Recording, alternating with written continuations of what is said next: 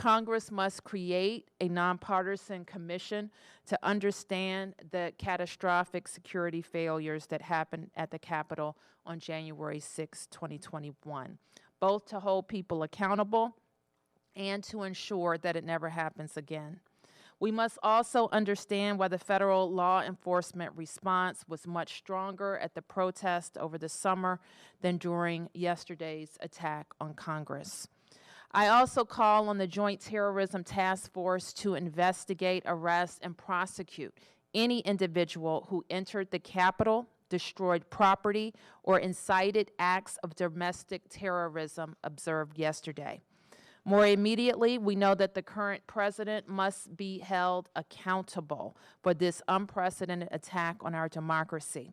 What happened yesterday is what he wanted to happen, and we must not underestimate the damage he can do to our nation and our democracy over the next 2 weeks.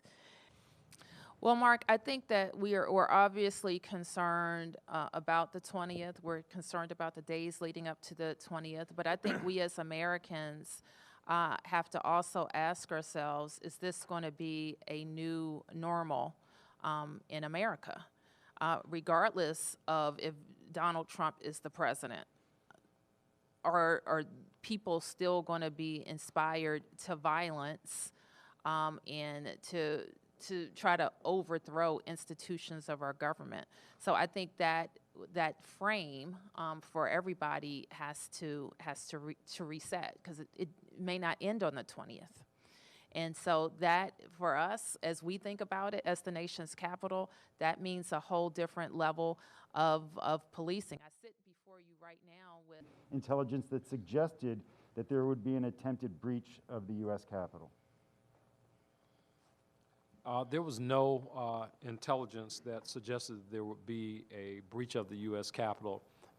The intelligence leading up to that, we won't talk specifically about the intelligence that we had, but we anticipated certainly that there would be an increased number of people into our city. In comparison to the previous two demonstrations, we certainly knew that. In our history.